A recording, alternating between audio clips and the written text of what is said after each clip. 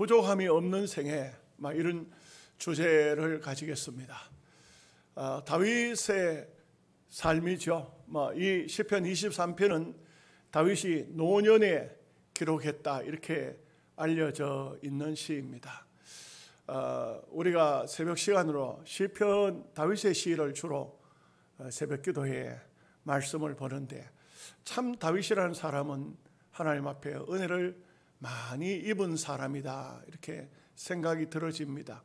많은 어려움도 있었지만 그 모든 어려움들은 어쩌면 다윗을 다윗되게 한 하나님의 복이었다 이렇게도 말할 수가 있습니다. 다윗은 한참 고난을 당할 때는 정말 어려웠을 것입니다. 그 성경을 통해서 보면 죽음의 고비를 수도 없이 넘어간 사람입니다. 그러나 그의 말년에 가서 생각해 볼 때 참 하나님의 은혜가 얼마나 큰지, 얼마나 놀라운지, 그래서 오늘 시편 23편을 아마 성령의 영감이 충만한 가운데서 쓴 것 같습니다. 고 옥하는 목사, 사랑의 교회 서울의 제자훈련에 아주 유명한 분이시죠. 이분이 이런 말씀을 했습니다. 그분이 시편 23편을 설교를 하면서 이런 말씀을 해요. 오늘 사실은 설교가 필요가 없습니다. 오늘 말씀은 이 시편 23편은 우리가 1시간 동안 계속해서 읽고 또 읽고 20번 될란지 50번이 될란지 1시간 동안 읽고 끝나면은 설교가 바로 여러분의 마음속에 이 하나님의 생명의 말씀이 설교가 될 것 같습니다. 이런 표현을 했습니다. 그러나 한마디로 말해서 시편 23편은 너무나도 참 귀한 생명의 말씀이다, 이것을 말하고 있는 것이죠. 어떤 분들에게 목사님들 중에 그런 말씀을 많이 하시는 분이 있습니다. 스트레스 또 혹은 무슨 정신적인 고통, 시편을 많이 권하고 있습니다. 시편을 많이 읽으십시오. 그래서 어떤 분은 시편을 온종일토록 또 읽고 또 읽고 또 읽고 또 읽고 하는 가운데 질병이 물러간다는 겁니다. 치료가 되어진다는 것입니다. 시편 23편은 우리 예수 믿는 성도라 하면 가장 많이 읽는 시입니다. 또 어떤 집에는 가보면 시편 23편이 벽에 걸려져 있습니다. 액자로 걸려져 있는 경우도 있고, 그리고 실제 또 보면은 많은 그림들 있지 않습니까? 목자가 양을 몰고 하는 그림, 다 이 시편 23편에서 나온 그런 영감으로 그린 그림 같아요. 이런 모습들을 보면은 이 시편 23편은 우리 성도에게 있어서 어쩌면은 가장 소중한 귀중한 말씀이 아닐까, 그런 생각이 들어집니다. 이 말씀을 조용히 고요히 읽으면서 우리는 은혜가 돼야 되겠죠. 그러나 오늘 본문의 말씀으로 선택했으니 말씀에 대한 우리가 참 하나님의 귀한 뜻을 찾아야 되겠습니다. 다윗은 한마디로 말해서 다윗의 생애는 하나님을 통해서 부족함이 없는 생애였다, 이렇게 고백하고 있는 것을 볼 수가 있습니다. 부족함이 없는 생애. 여러분은 어떻습니까? 여러분 지금 현재 오늘날 삶 속에 살면서 나는 정말 부족함이 없다, 나는 이만만 하면 만족하다, 그런 생각을 하시면서 사는 분이 얼마나 될까요? 많지 않은 것 같습니다. 어떤 분이 이런 말씀을 했습니다. 오늘 우리가 사는 시대는 부족 콤플렉스에 걸려 있다. 희한하죠? 모든 것이 넉넉하고 모든 것이 풍족한데 부족 콤플렉스에 걸려 있다. 마치 부족이라는 콤플렉스는 어디에 있느냐? 주머니에 들어있는 것 같다. 길 가다가도 꺼내보고, 앉으면 꺼내보고, 또 집안에서도 꺼내보고, 그리고는 탄식하고 한숨 짓고, 이게 왜 이러냐? 심심하면 부족 콤플렉스예요. 부족한 것을 주머니에 마치 들은 무엇을 꺼내는 것처럼 꺼내가지고 이것도 부족하네, 집에 와서도 이것도 부족하네. 회사에 가서 이것도 부족하네. 내 건강에는 이것이 부족하네. 왜 이러냐? 시대가 참 어려운 시대라고 할 수 있겠죠. 그런데 우리가 사실 대한민국은 경제 10위권에 있는 거 아닙니까? 생활면에 우리가 뭐가 부족할까요? 여러분, 가전제품 고장나면 고쳐줍니까? 요즘에는 고쳐주는 데가 없어요. 가면 뭐라 하려면 고치는 값이나 사는 값이나 똑같으니까 버려버리소, 이렇게 말합니다. 아까워가지고 그거 버릴 수가 없어가지고 뭐 어떻게 해보지만 제품이 하도 신제품이 나오니까 이거 뭐 고칠 방법이 없어요. 또 옛날 생각하고 고쳐보면 다른 거예요 이게. 그러니 뭐 보면은 뭐 조금 고장나면 그냥 휙 버려버립니다. 뭐 아이들도 보면요, 신주머니 들고 어디 놀이터 갔다가 놀다가 그 잊어먹고 집에 가면은 찾으러 안 가요. 엄마 잊어버렸어요, 새로 사주세요. 이게 뭐 보통이에요. 여러분, 혹시 저 나이 또래 되면은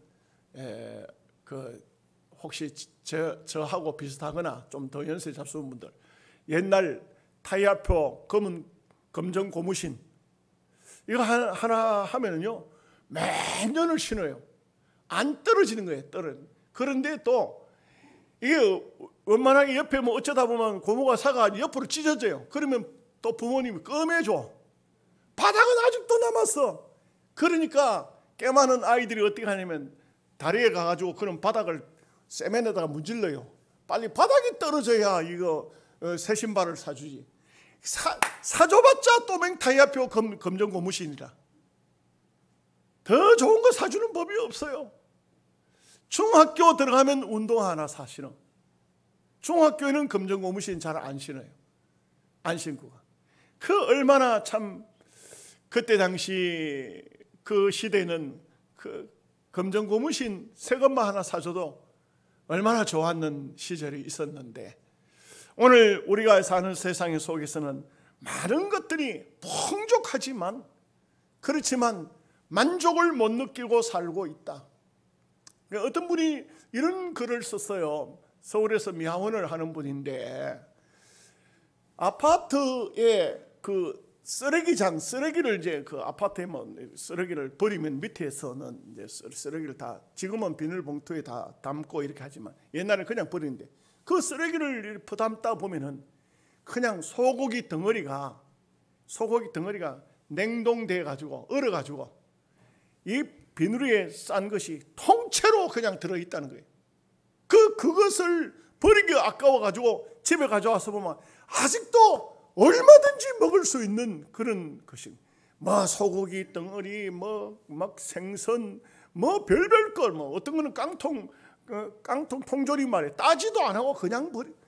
그래 뭐 그걸 다 주워 먹을 수는 없잖아요. 그렇지만 하여간 얼마나 풍족한 대한민국, 풍족한 사회 속에 살고 있습니까? 그러면서도 만족함을 느끼지 못하면 안 되겠죠. 세계에서 부자들이 가장 많이 모여 사는 데가 어디인 것 같습니까? 캘리포니아 실리콘밸리랍니다. 그곳에는 적어도 100만 장자들이 어마어마하게 많이 살고 있다고 합니다. 그런데 이 100만 장자들이 만족하느냐? 100만 장자인데 이만큼 돈을 가진 사람들이 만족하느냐? 불만족스러운 사람이 훨씬 더 많답니다. 그 많은 물질을, 그 많은 돈을 가지고 있으면서도 만족을 느끼지 못하는 사람들 얼마나 많은지 모릅니다. 제가 오래전에 들은 얘기지만 이북에서 내려온 사람이, 지금은 우리가 쌀 사러 가도 뭐 그런 건 없습니다만 옛날에는 일반미, 정부미 이런 게 있었잖아요. 그런데 이북 사람이 뭐라 하면 쌀이만 쌀이지, 이북에서는 그저 이밥이라고, 이밥에 소고기, 이게 아주 김일성 생신날이라 먹는 음식인데, 이 남한에 오니까 쌀이 무슨 뭐 경기미가 있고 일반미가 있고 무슨 정부미가 있고 쌀이면 쌀이지. 얼마나 이 대한민국이 넉넉하고 풍요로운 삶을 살고 있냐. 그러면서도 만족함이 없다. 만족함이 없다. 지난 주간에 이 코로나 시대에 휴가도 못 가고 제가 집사람하고 여보 저 울진에 저 덕구온천 앞에 가면은 등나무촌이라고 음식 아주 맛있게 하는데 거기에 우리 막국수 먹으러 갑시다. 그래서 막국수 먹으러 갑시다. 그 옛날 몇 년 전에 갔던 생각이 나요. 그래서 집사람하고 거기를 갔어요. 가서 보면 메뉴표에 왕만두도 하나 시키고 그 다음에 또 메밀전도 하나 시키고 막국수도 시키고 이렇게 시켰어요. 저하고 집사람하고 또 다른 사람도 좀 있었어요. 뭐 배가 왜 그리 크냐 뭐. 그거는 아니고 다른 사람도 있었어요. 같이 이제 먹는데 메밀전도 먹고 왕만두도 먹고 막상 메인 음식인 막국수가 나오는데 맛이 하나도 없어요. 그 먹고 난 다음에 이런 생각을, 이런 말을 집사람하고 했어요. 다시는 먹으러 오지 말자. 집에서 사다 먹지까지 거. 이랬는데, 근데 가만히 생각하니까 지금 우리가 이게 이제는 대한민국 사람들이 보면요, 무엇은 배가 고파서 먹는 그런 게 아니고 맛이 있어야 돼. 이제는 보기 좋아야 되고 맛이 있으면 얼마든지 돈을 내는 대한민국 사람은 지금 이런 참 하나님의 귀한 복 가운데 살고 있어요. 그러면서도 우리는 때로 만족하지 못하고 살 때가 얼마나 많이 있습니까? 여러분, 사도 바울 한번 생각해 보겠습니다. 사도 바울은 고린도전서 4장 11절에서 13절 말씀에 보면 참 우리가 이 말씀을 읽을 때 짠한 말씀이 나와요.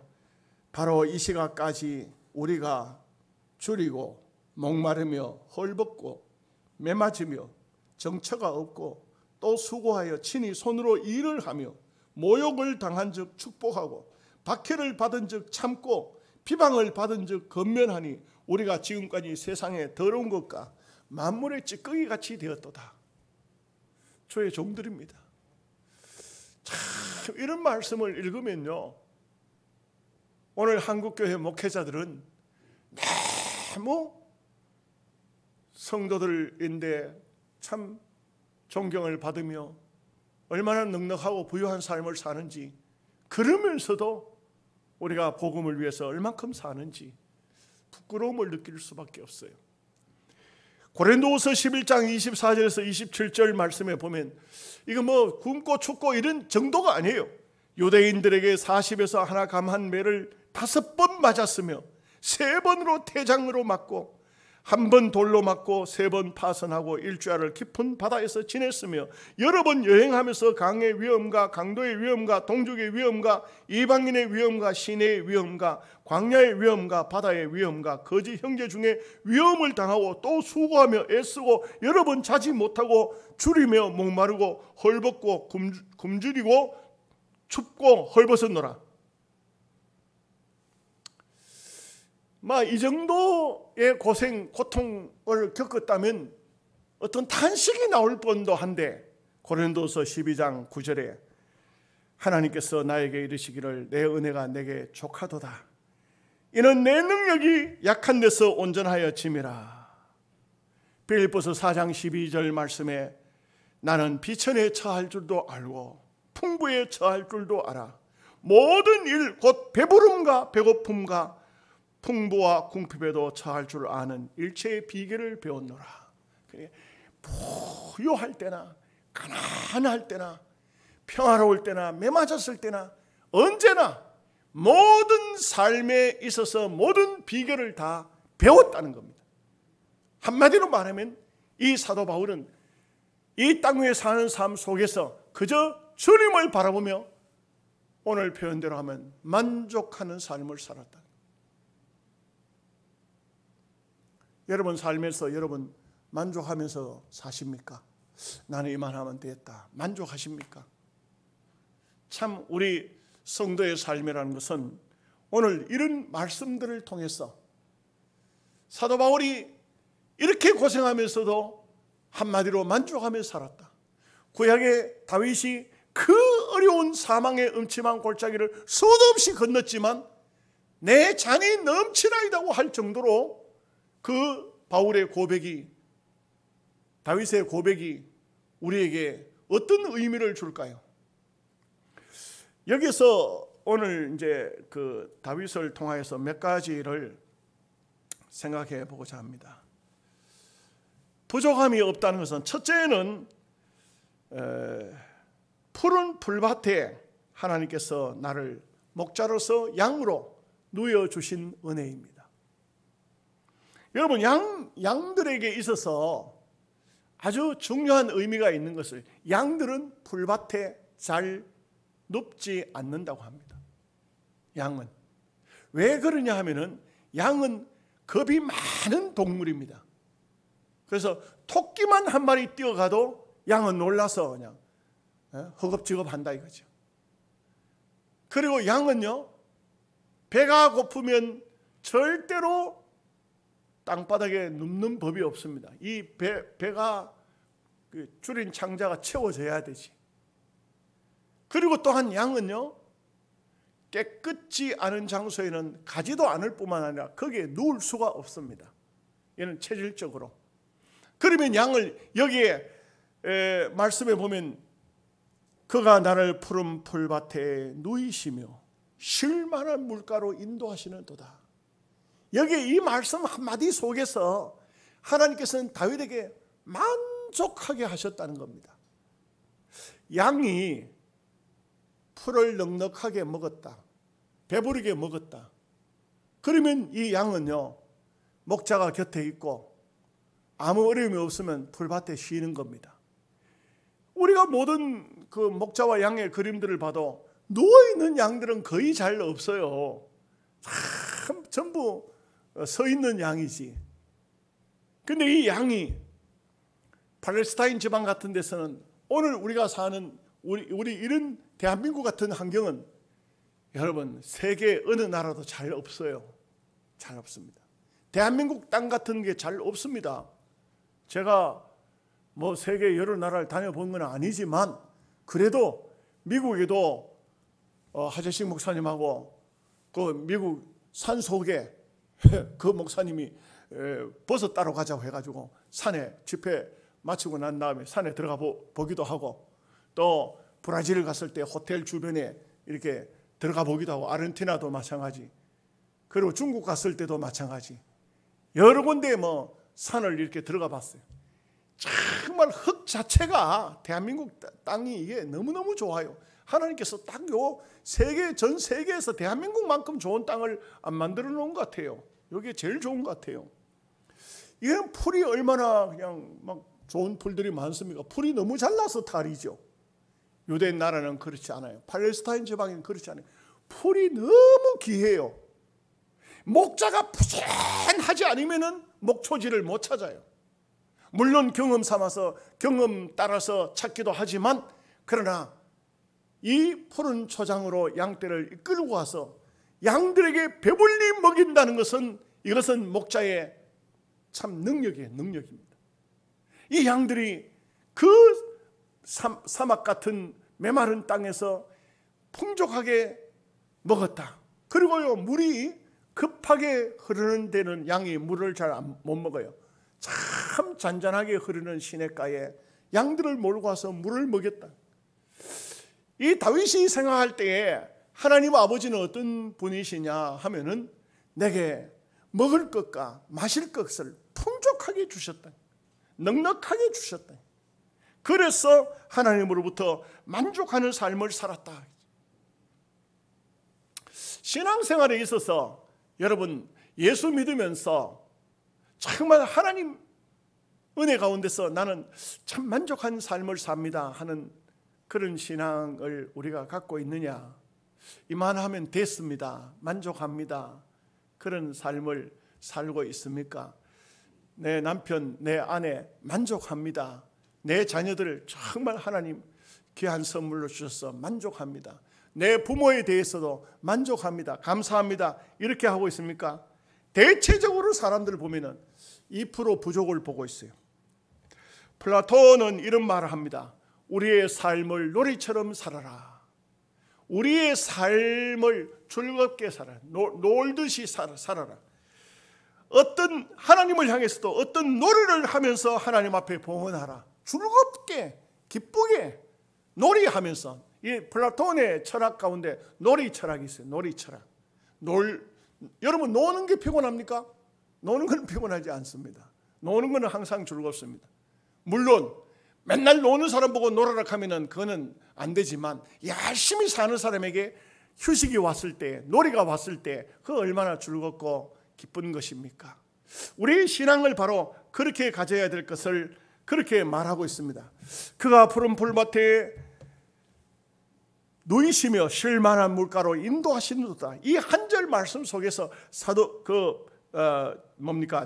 다윗은 얼마나 감사하는 삶을 살았는가 하는 것을 알 수가 있습니다. 스펄전 목사님은 이 쉴 만한 물가는 성령의 영향력과 은혜를 말한다 이렇게 말하고 있습니다. 성령의 영감이 충만하게 오고 또 하나님의 은혜가 심령 속에 가득한 것을 마치 쉴 만한 물가에서 이 물을 마시고 푸른 초장에서 풀을 먹는 것을 바로 여러분들이 영적으로 말하면 은혜가 임하고 성령이 임했을 때 그때 상태를 말한다.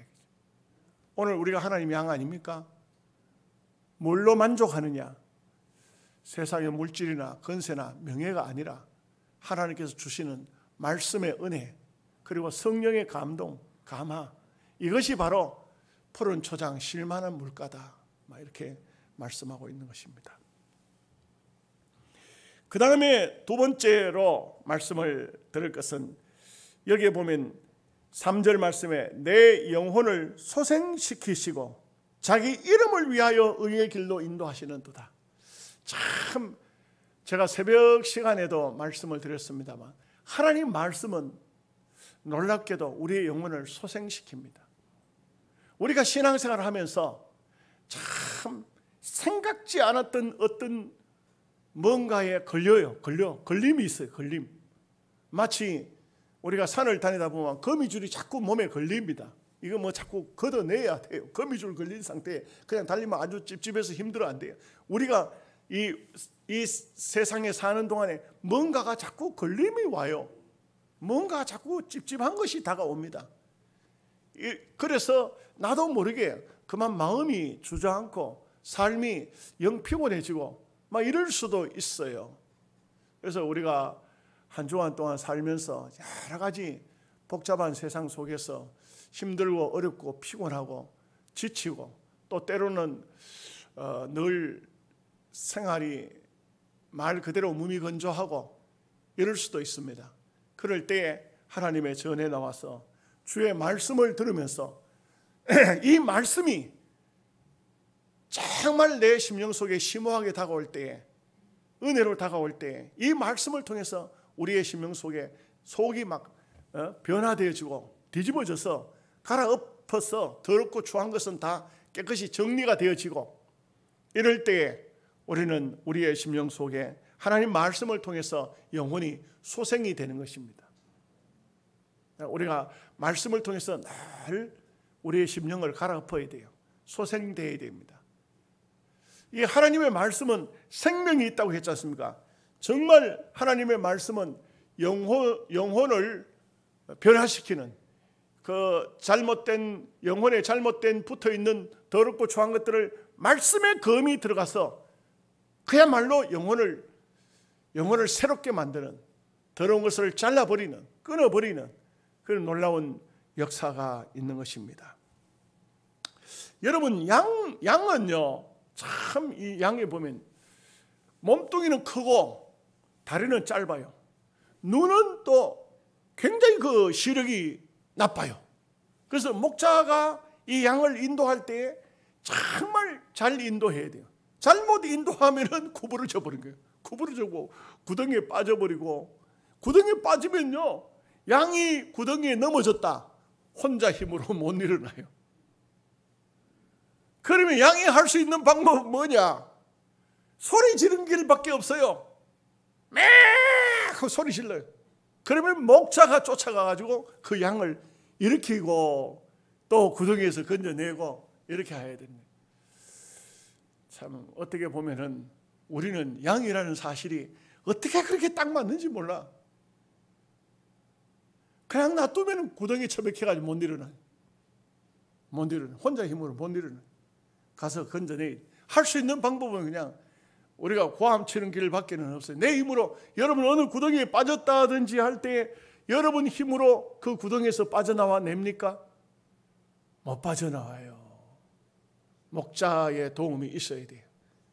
여러분 영적인 육적인 모든 삶 속에 이 목자가 가서 쫓아가서 여러분을 일으켜 세워야 돼요.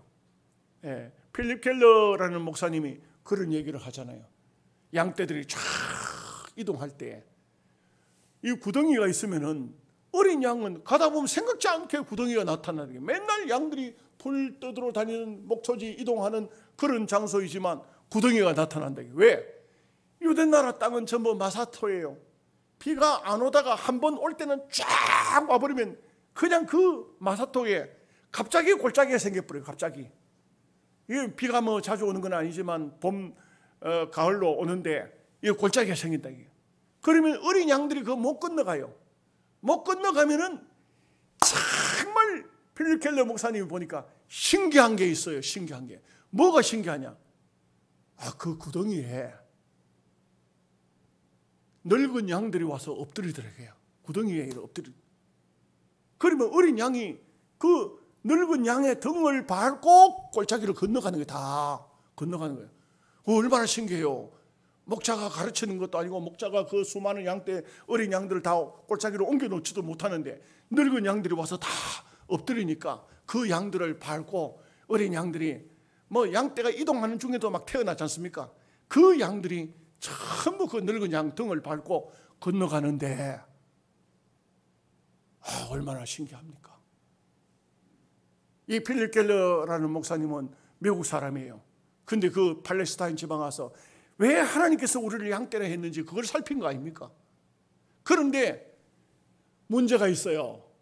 뭐냐면 젊은 양들은 아주 막 젊은 양들은 그 골짜기에 얼마든지 넘어가거든. 그런데 이 젊은 양들이 요놈들도 아주 못됐거라. 그 늙은 양들의 덩어리를 한 번씩 확 밟고 지나가. 밟고 지나가. 한 10여 마리가 밟고 턱 밟고 지나가면요. 덩어리가 다 벗겨지고 발톱에 거기 피가 나고 그 구석에 그 어린 양들을 위해서 엎드린 그 양들의 등을 밟고 지나가니까 그러니까 그 양은요. 한 10마리가 밟아버리면 일어나지도 못한 거예요. 양떼가 다 골짜기를 지나가고 나면 목자가 왔어. 그 늙은 양들을 참 품에 안돼. 그 잡아내가지고 와서 등에다 약을 발라주고 그리고는 그 양을 안고 와서 그 수많은 양떼들이 있는 제일 앞자리에 갖다 놓는다. 그 늙은 양을 필립 켈러 목사님은 장로양이라고 말해요.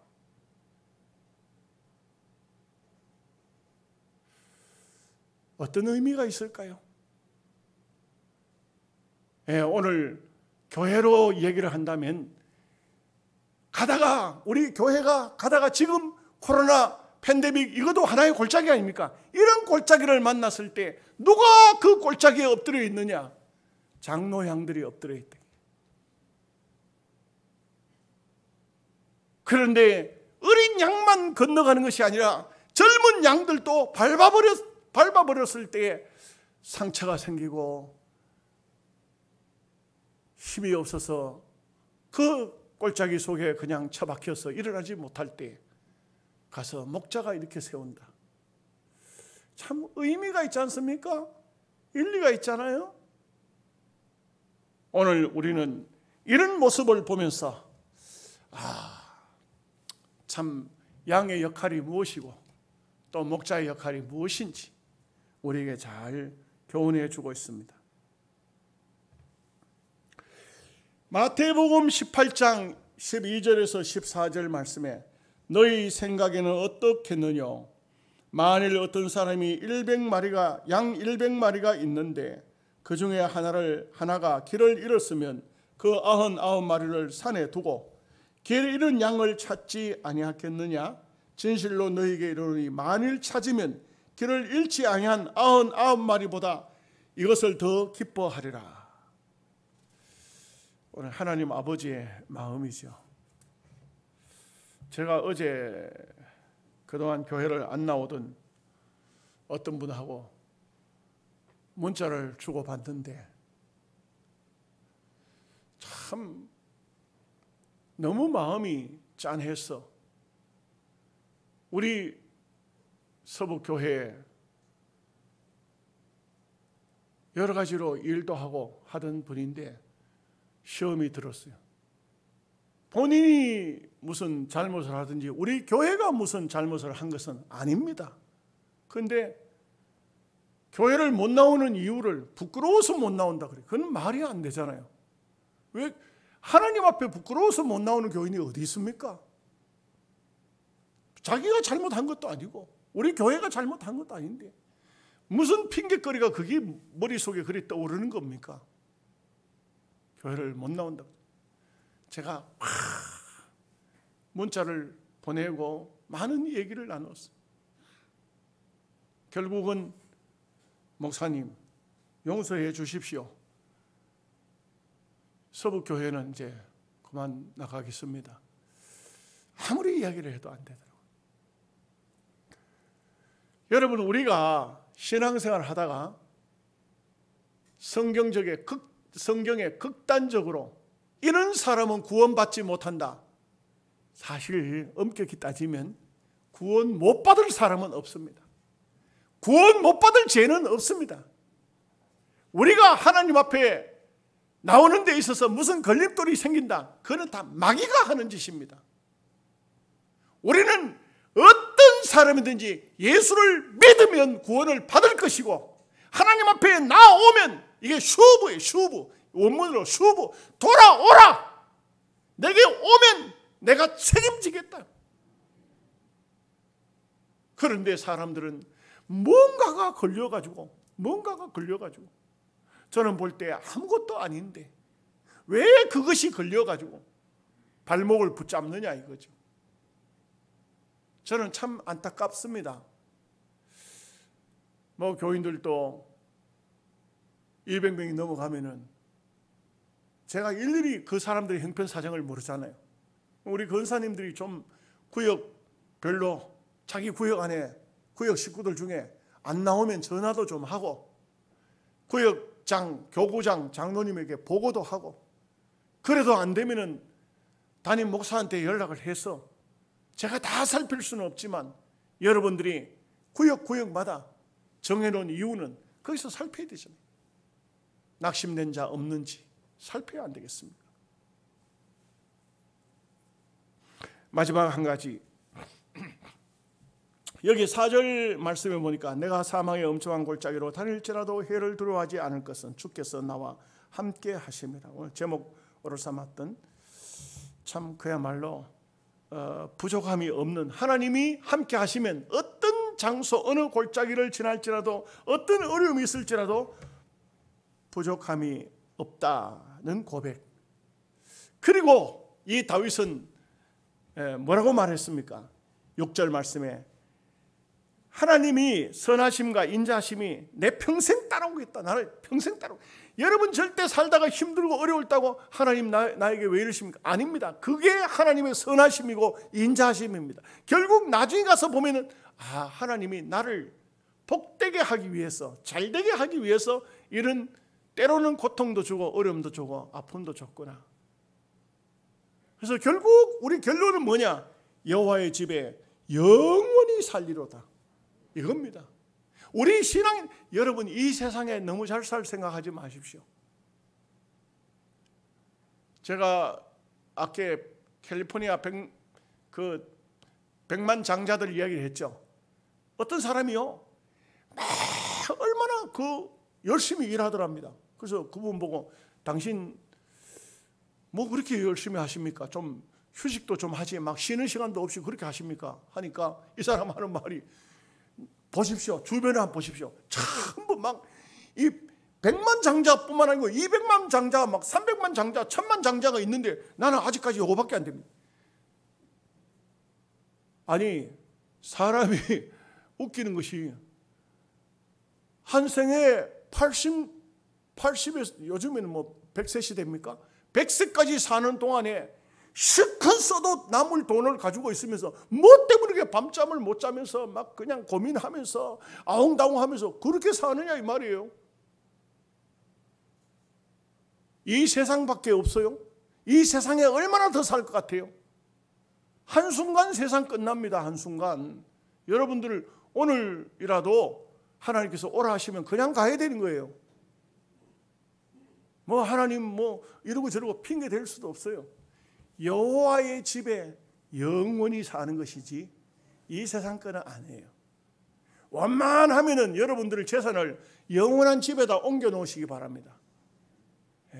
여기다 놔두지 말고 여러분의 모든 마음도 생각도 물질도 여러분의 모든 것을 영원한 집에 초점을 맞춰야 돼요.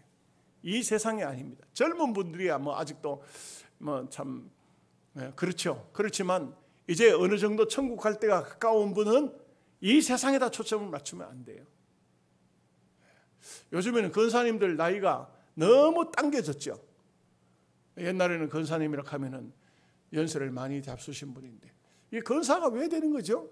교회를 참 어머니처럼 온 교인들을 자기 구역의 식구들을 자식처럼 살피고 돌보고 그래 하는데 힘들고 어려운 사람이 있으면 내 집 쌀이라도 퍼다 주고 그 참 내 구역 안에 백 없는 사람이 없도록 아이들 중에 참 가난한 집안에 아이들 옷도 못 사 입고 하면 옷도 좀 사주고 이 권사님들이 가족 식구들 내 자식 영적인 내 자식처럼 살피라고 권사님들 세워놓는 거 아니겠습니까? 우리 교회 권사님들은 다른 교회 목사님들은 고민을 하기를 장로님이 새벽기도를 안 나와서 고민입니다 한데 저는 고민이 권사님들이 새벽기도를 안 나와. 다른 교회는 목사님들 얘기 들어보니까 권사님은 잘 나온대 장로님들이 막 새벽기도를 꾸버 먹어서 보통 일이 아니라. 그래서 제가 노회에다가 장로들 사람은 새벽기도 60% 안 하면은 탈락시키라고 제가 이야기했어요. 제가 우리 노회 안에 그 장로 고시 시험을 치러 왔는데 집사님 한 분 이제 그 교회에서는 아마 목사 위임식 장로 장임식 다 날짜까지 다 받아놨어. 근데 이분 이제 고시 이제 합격을 안 하면은 이제 그 위임식을 먹고 아무것도 못해. 그 물어봤어요. 물어본다고 물어본 게 장로님 새벽기도 하십니까? 못합니다. 왜 못합니까? 뭐 제가 뭐 아직 젊다 보니 새벽기도 못합니다. 하셔야 됩니다. 못합니다. 불합격시키면 이건 그 교회 행사가 다 망가지게 생겼어요. 와 얼마나 고민이 되는지. 난 속으로 내심 불합격이요 불합격이요 하는데 입 다물었어. 그래 놓으면 또 노회가 또 교회가 막 고시부에서 다 시험 치고 한데 박병성 목사가 반대해가지고 또 떨어졌단다. 이러면 또 이건 뭐 노회가 시끄러워질 것 같아. 아이고 얼마나 당돌한지 몰라요. 새벽기도 하셔야 됩니다. 못합니다. 아니 하셔야 됩니다. 못합니다. 장로님 대가 새벽기도 안 하시면 어떻게 아직 젊은이 그런데 못 일어납니다. 나중에 나이 먹으면 하죠. 나이 먹기 전에 죽어버릴지 어떻게 합니까? 그럼 평생 새벽기도는 장로가 되어 새벽기도는 못. 이게 안 되잖아요. 오늘 참 우리가 이 땅 위에 너무 초점 맞춰서 살지 마세요. 좀 신앙에 초점을 맞춰서 영원한 세계를 바라보면서 오늘 다윗처럼 다윗은 그렇게 참 육신적으로 모든 것을 다 가지고 있어도 말년의 삶을 보면 오직 하나님만 바라봤어요. 이런 삶이 여러분들에게도 있으시기를 주의 이름으로 축복합니다.